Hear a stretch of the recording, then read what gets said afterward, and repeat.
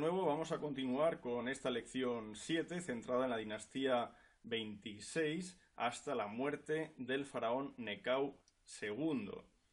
En primer lugar, vale la pena hacer referencia a la obra Estratagemas de Poliaenus. Él escribe en honor a Marco Aurelio Ibero hacia el 163 después de Cristo, en el momento en que tiene lugar una de las guerras contra los partos, y su obra es una recopilación de estrategias militares. Pues bien, en un fragmento se habla de Tementes, que no puede ser otro que el rey nubio Tanutamun, y de cómo éste consulta el oráculo de Amón, que le dice que tenga cuidado con los gallos. Este oráculo es conocido por Psamético de Sais, que rápidamente reconoce, según el texto, en esos gallos a los carios, conocidos por sus cascos con penachos de plumas. En fin, se realiza una batalla en Menfis y vencen los saítas. Esto se habría producido hacia el año 662 a.C. y por lo tanto después de la debacle de Tebas contra los asirios.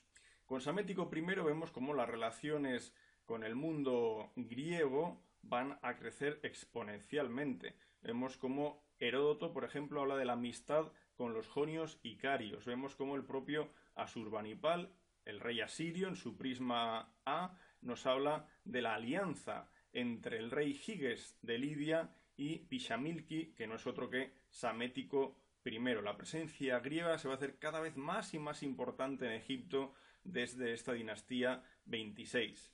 Manetón nos indica que son 9 los reyes que componen la segunda dinastía de Sais, la dinastía 26, pero realmente debemos concebir solo a Psamético I y a los monarcas que le siguen, en realidad 6 reyes, como los que forman la dinastía 26, concebida como reyes de Sais que dominan todo Egipto y no solo la región del oeste del delta o la ciudad de Sais.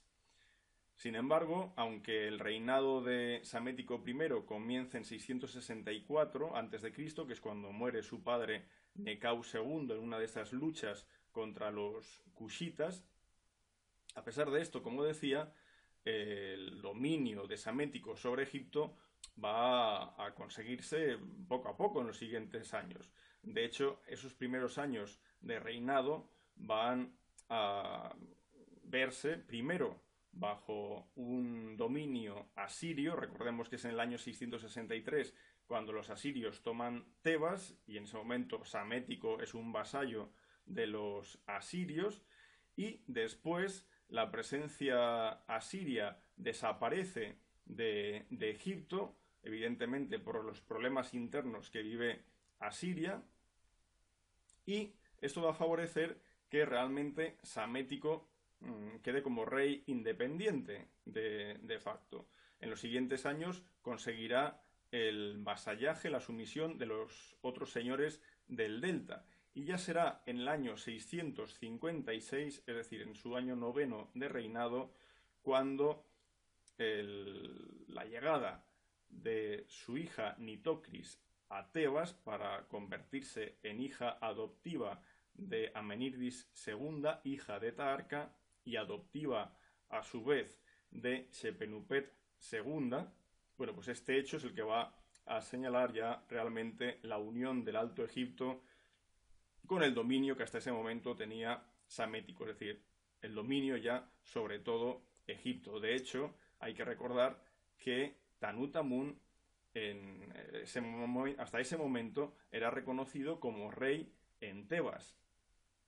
La estela de la adopción de Nitocris nos habla precisamente de esa llegada de Nitocris a Tebas, producida en el año 9 de Psamético I. Nos habla de, bueno, toda una serie de grandes barcazas decoradas, comandadas por Sematawi Tefnacht, que era nomarca de Heracleópolis, y de su llegada en el segundo mes de Ajet, día 14 de ese año 9, a Tebas. También tenemos relieves que nos muestran la llegada de esa comitiva a Tebas. Por ejemplo, el bloque de la derecha, absolutamente precioso, nos muestra una barca a punto de atracar en el muelle de Karnak. Vemos un pequeño obelisco en ese muelle, sin duda es el obelisco de Seti II y una mujer con los brazos alzados, que probablemente haga referencia a Amenírdis, hija de Taharqa, Amenírdis II, o incluso a la propia Shepenupet II, que en ese momento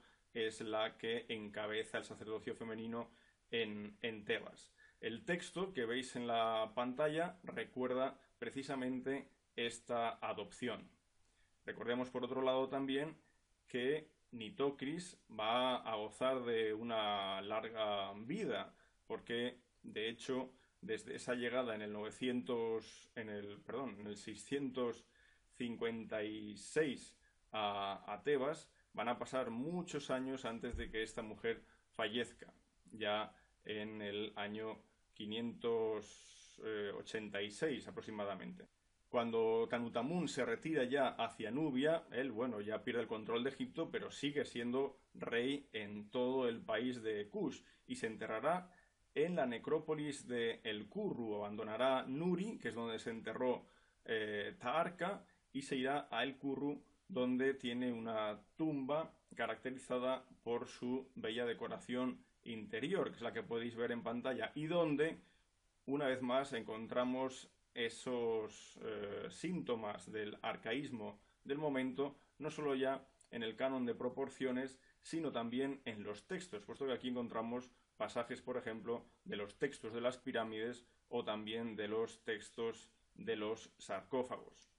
Pero Tanutamun no será el último rey nubio. Vamos a tener muchos más. Tras Tanutamun encontramos a Atlanersa, a Senkamanisken, a Anlamani, a Spelta, encontramos a Antalca, Melanaken, Analmaye y muchos otros monarcas que nos llevarán incluso a principios del siglo IV después de Cristo. Aquí vemos una imagen de la necrópolis de Meroe, donde están enterrados los últimos de estos reyes nubios.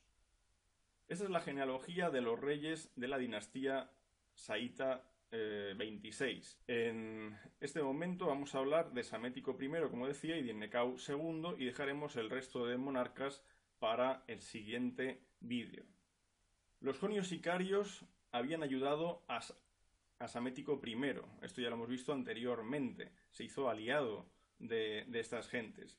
Pero Samético I, una vez recibe estos mercenarios y gracias a ellos consigue la conquista y el dominio de Egipto, pues los asienta en los llamados campamentos. Estos campamentos son reconocibles en algunos yacimientos egipcios, como por ejemplo Tel el-Kedwa, en el este del delta, o en Tel el-Balamun, en Sais, en Naucratis, pero también en Memphis y en otros emplazamientos, por supuesto. Esto nos muestra cómo el elemento griego, aunque empiece a coexistir con los egipcios como mercenarios, se va asentando sobre todo en el delta. La situación en el próximo Oriente va a cambiar rápidamente a mediados del reinado de Samético I. Hacia el año 626 va a morir Asurbanipal, el gran rey asirio, pero rápidamente el reino de Asiria va a entrar en una crisis que va a ser absolutamente letal para su existencia. Heródoto nos habla de un larguísimo asedio a la ciudad de Azoto, es decir, a la ciudad de Asdod.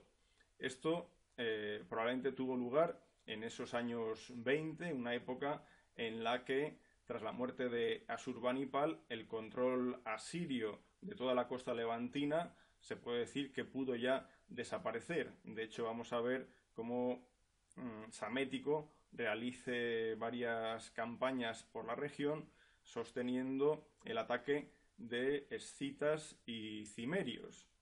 Pero los grandes cambios se producen a causa de los babilonios y de los medos. Nabopolassar de Babilonia y Ciáxares de Media toman Asur, la antigua capital asiria, en el 614.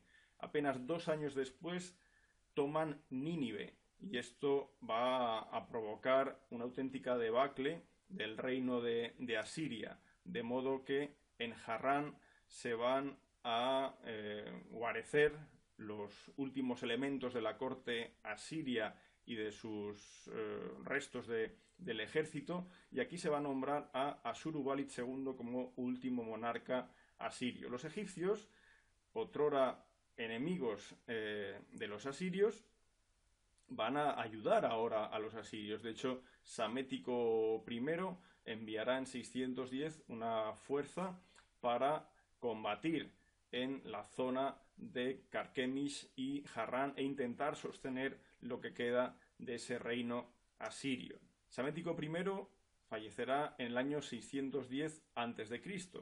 Podemos incluso calcular cuándo murió, en qué meses murió Psamético I, gracias a una referencia que se da en un papiro demótico escrito en el siglo I a.C., pero que hace referencia a un eclipse que tuvo lugar mientras el cuerpo de Psamético estaba siendo embalsamado. Ese eclipse es el que tuvo lugar el 30 de septiembre del año 610 a.C.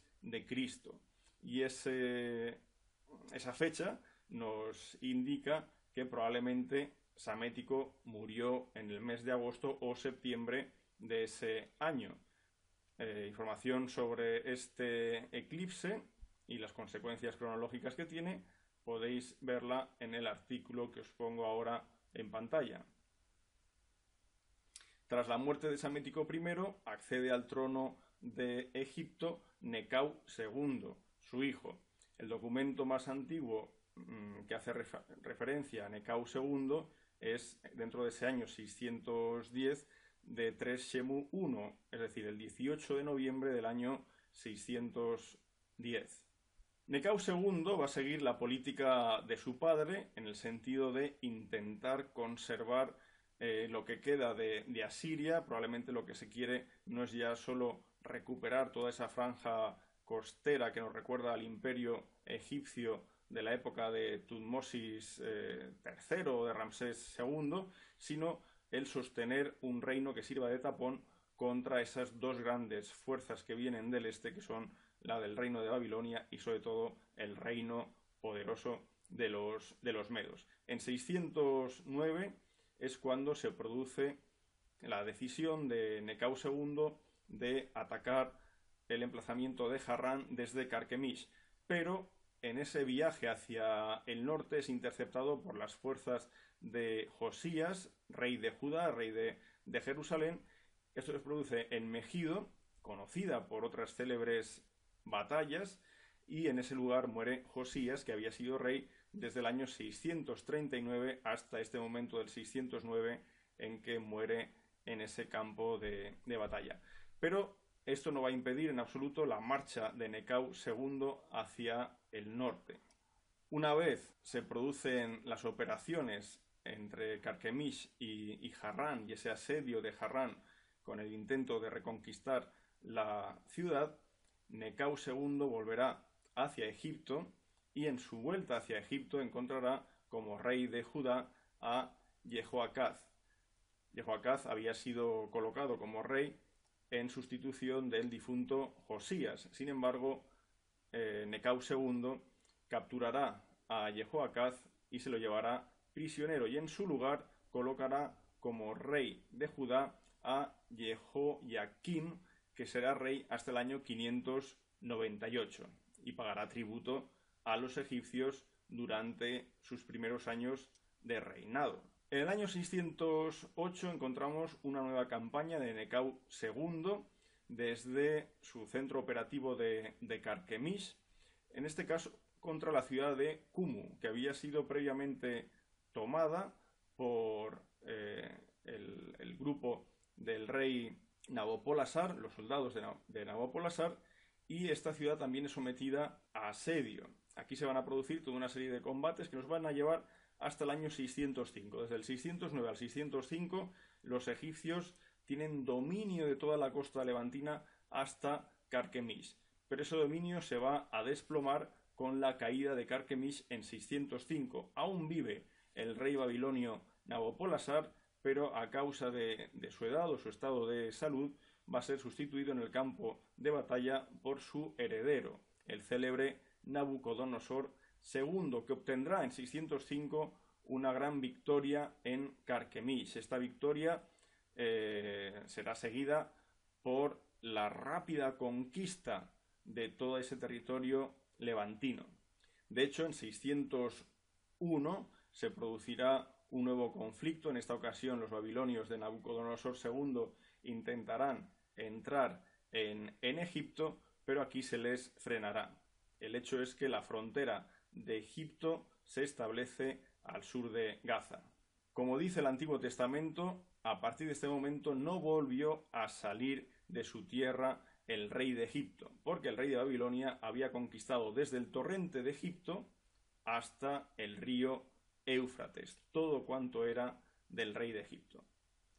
En relación a Necau II podemos hablar de dos acontecimientos importantes. Por una parte, la gran obra que supuso el canal que comunicaba el Mar Rojo a través de los lagos amargos con el delta del Nilo. Esta es una obra que Necau II no llegó a terminar, probablemente por seguridad del propio país, por no facilitar la entrada de barcos o armadas extranjeras.